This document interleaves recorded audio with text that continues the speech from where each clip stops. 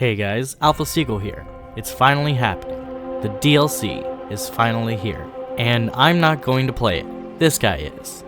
That's right, I will be doing this entire DLC with only my Mimic tier.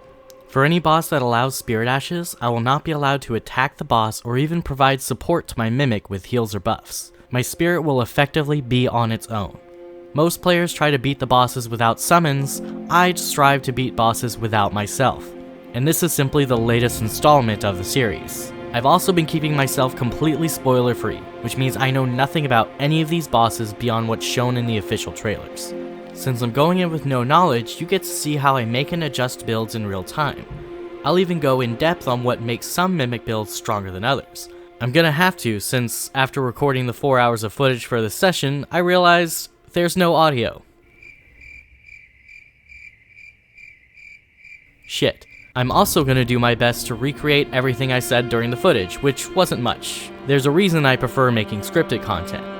Now, full disclaimer, I use my testing save for videos like this, which means I've used cheats on it in the past, and I usually make my builds with less than legitimate means. In light of that, I wrote myself a bunch of rules to ensure two things. I can only have things any other player can realistically achieve, and I can't help my Mimic in any meaningful way other than existing.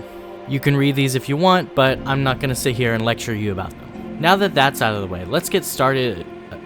What? What's going on? Never mind, turns out I have to go kill Radahn real quick. Can't believe Miyazaki gate-kept the DLC behind two different easy bosses. Okay, but seriously though, if you're complaining that you have to beat two main story mid-game bosses to enter a FromSoft DLC, you are clearly not ready for the actual DLC. Ignore that I died there.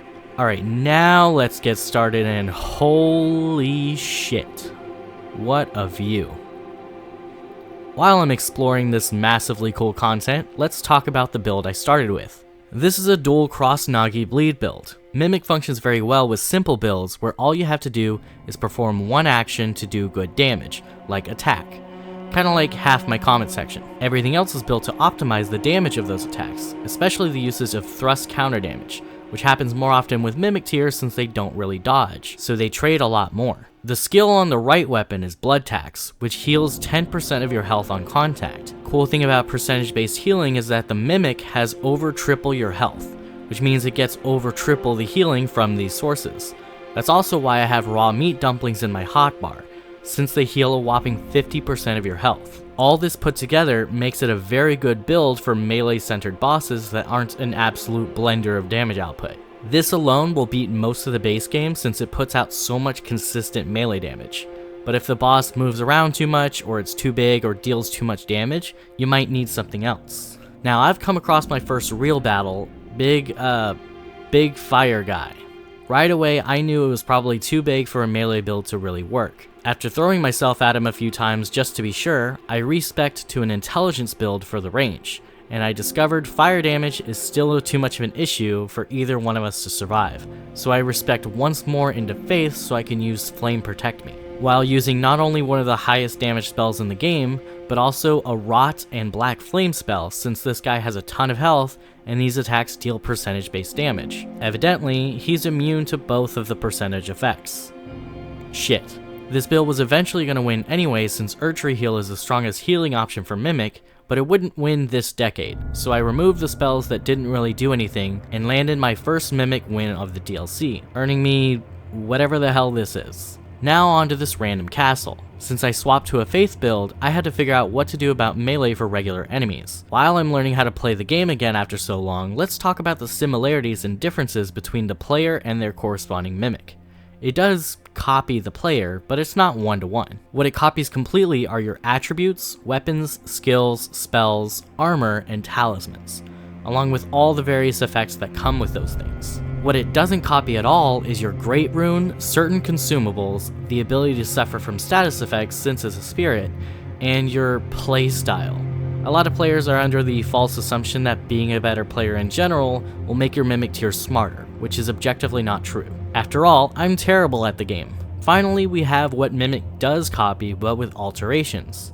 Damage is reduced across the board, which you'd probably expect. This not only includes regular damage, but also stance damage and status buildup. HP is buffed by over 3 times the original value. It used to be exactly 3.5 times, which makes a lot of sense because it's the same amount pretty much all weapons get when they increase to the max level. Since then, Mimic's HP got nerfed slightly, so I haven't actually tested the new value yet. The FP is pseudo-infinite. The only reason it's not truly infinite is because if your max FP is so low that you can't cast the spell in the first place, then your Mimic won't be able to either. Otherwise, you might as well leave Mind at the minimum, because it's going to use spells like crazy no matter how little FP you actually have. Most consumables that your Mimic can actually use have changed quantities. For greases, perfumes, and pots, it will only use whatever you actually have on you. But for pretty much everything else, it will always use the maximum amount that you're allowed to carry. But Seagull, wouldn't that make it a good idea to use warming stones because they give you regen? And if Mimic doesn't copy your playstyle, why isn't mine nearly as aggressive as yours? Well, I'll get to that stuff in a bit since that has to do with Mimic's AI. But first, ooh, puppy! Puppy! Hey, little puppy! Oh, he's a cute little puppy. Oh no, angry puppy! Well, I still have my melee weapon out, so obviously that wasn't going to work. Let's try a good old Burn O Flame build. You might recognize builds like this soloing Malenia back in the day. It works very well. Burn O Flame is one of the best damage options against big or small bosses just because of how often Mimic likes to cast it. And Erdtree Heal is the best healing option. Mix that with some defensive stuff and a few useful buffs, and you have yourself an incredibly versatile build whose only weakness is consistency. Since it uses this spell so much, it heals less often, and since pillar locations are random, you're not always going to land a hit. Even though this build will, on average, do better than most others, it's also a bit of a fight with RNG sometimes. Oh no, puppy got really angry. Alright, well that was fun. Oh boy, another random castle. While I'm exploring this area and getting repeatedly beaten to death by this random magic guy, let's talk about Mimic's AI and something I like to call time management. See, your Mimic has all the same options your player has, but it won't use them equally. It's got a hidden priority system that I don't fully understand, but to put it simply, it's more likely to do what it considers a lighter action than a heavier one. Regular attacks, light. Small spells, light. Consumables, medium, I guess. Skills, heavy as fuck. Half the strong offensive spells, also heavy. Healing spells in particular, literally weighing a ton until it's half health, then it's still really heavy. Using all 3 of your meat dumplings at the very start of the fight, light as a feather, baby. This priority system is, for better or worse, what decides the Mimic's behavior and how dumb it is. Knowing there's a priority system in place, you can do 3 different things to ensure useful actions are done more often. 1. Use high power, low weight actions. Some spells like Burn O Flame did not get the memo that they're supposed to be heavier spells. 2. Make low weight actions more valuable. Using buffs and talismans to actually help with the things that it's more likely to do. 3. Limit total options in general.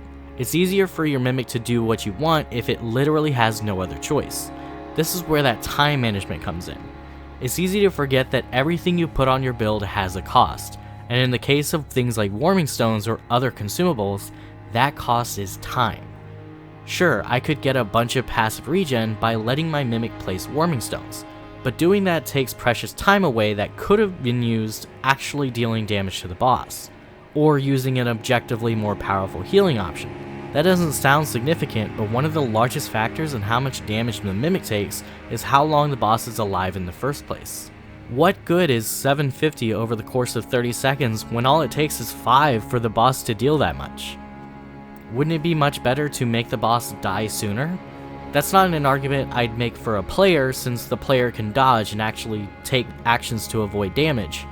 The Mimic can't really do that. Time directly correlates to Mimic taking damage, so it's one of the cases where it's literally better to leave the slot empty. This is the same reason it's not good to use regen sources like Erdtree Blessing, Blessed Dew, or Icon Shield. They simply don't give enough healing for what their inherent costs are. Anyways, hello Pontiff Sullivan. I'm here running basically the same build I used against the doggy. It's working strangely well. Alright, dude, can you be a little less aggressive? Oh, I get it. This is just Malenia, isn't it? This is DLC Malenia. Am I gonna first try this? Oh wow, my Mimic actually died. I can't remember the last time that's happened. What's happening? Okay, that's the coolest thing I've ever seen, I'm not gonna lie.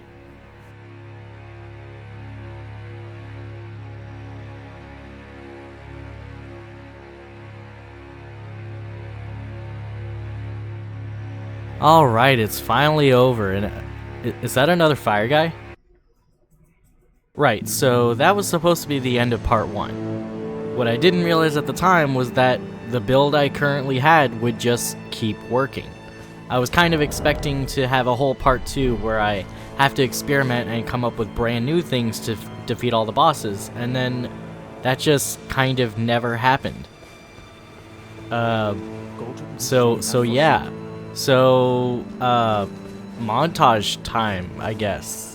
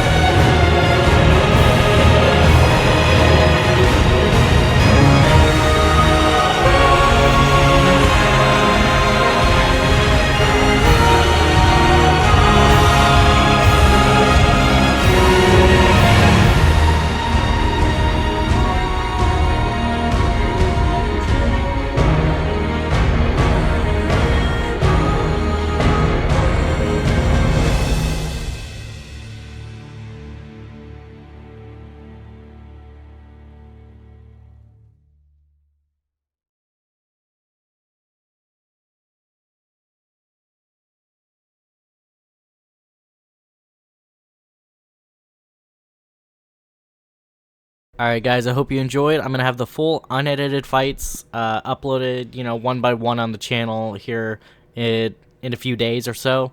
So, stay tuned for that, and see you guys next time. Make sure to like and subscribe. I got more videos coming along the way. Ring the bell. Do all the YouTube crap.